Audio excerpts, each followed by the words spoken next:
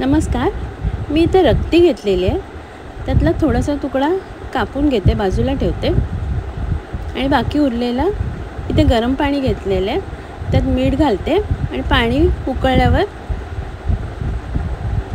त्यात रक्तीचा मोठा तुकडा घालते आणि 10-15 मिनटं उकळत्या पाण्यात ठेवून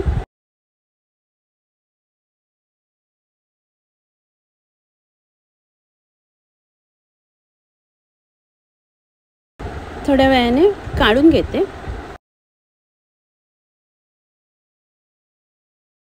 इथे बाजूला कापून ठेवलेला रक्तीचा तुकडा हाताने मॅश करून घेते.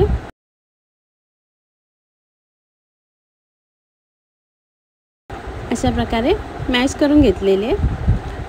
आता कढईत ठेवते, गॅस चालू केलेला आहे आणि परतून घेते सुकेपर्यंत.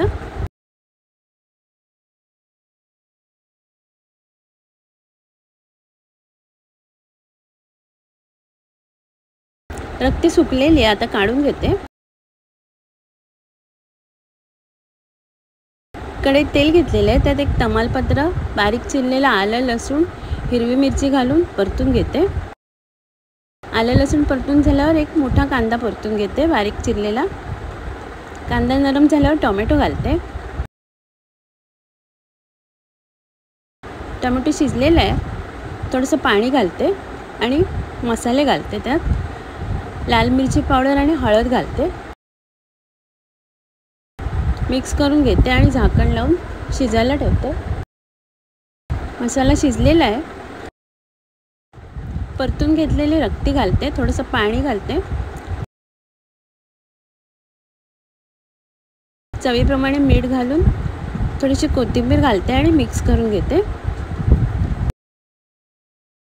आणि पुन्हा एकदा झाकण लावून वाफ काढून घेते. झाकण काढलेलं आहे. वरून मटण मसाला घालते, लिंबाचा रस घालते आणि कोथिंबीर घालते. मिक्स करून घेते. रक्ती तयार आहे. इकडे पाण्यात उकळून घेतलेली रक्ती घेते, ते सुरीने कापून घेते अशा प्रकारे आणि बाकी उरलेल्याचे छोटे तुकडे करून घेते. इथे लाल मिरची पावडर, हळद, गरम मसाला, मीठ आणि लिंबाचा रस घालते आणि थोडंसं पाणी घालून पेस्ट करून घेते.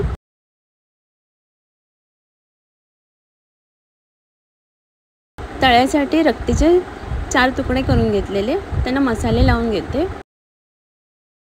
तव्यावर तेल गरम करायला ठेवले, त्यात तळायला ठेवते.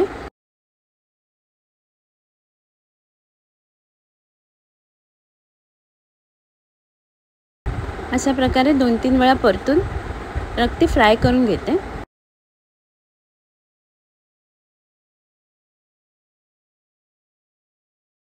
थोडीशी कोथिंबीर घालते.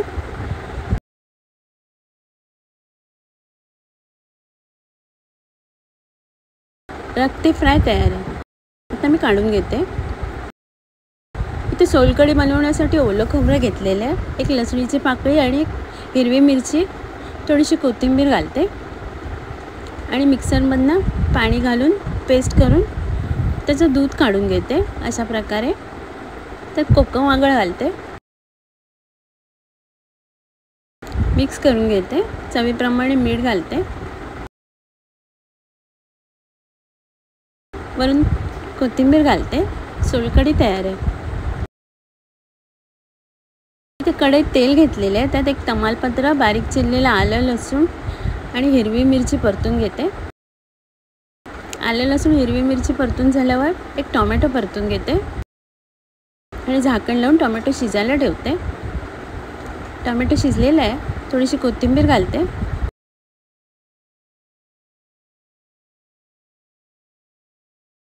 लाल मिरची पावडर आणि हळद घालते.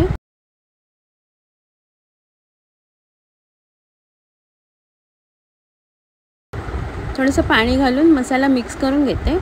उकडून छोटे तुकडे करून घेतलेली रक्ती घालते आणि मिक्स करून घेते थोडंसं पाणी घालून. चवीप्रमाणे मीठ घालते आणि झाकण लावून शिजायला ठेवते. 4-5 मिनिटांनी झाकण काढलेलं आहे. त्यात भाजून ठेवलेलं कांदा, खोबरं, आलं लसूणची पेस्ट घालते, मिक्स करून घेते आणि झाकण लावून पुन्हा एकदा वाफ काढून घेते. कोथिंबीर घालते, लिंबाचा रस घालते वरून आणि मिक्स करून घेते. रक्ती मसाला तयार आहे. आता मी सर्व करते. आजचा व्हिडिओ पाहिल्याबद्दल खूप खूप धन्यवाद.